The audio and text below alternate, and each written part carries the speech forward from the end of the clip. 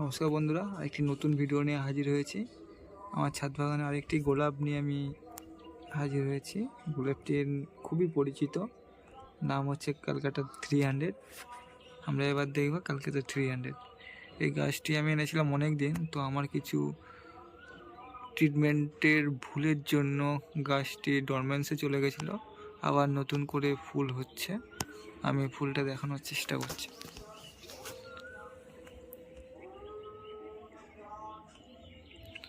এখানে একটি আছে, ওইদিকে আর একটা আছে।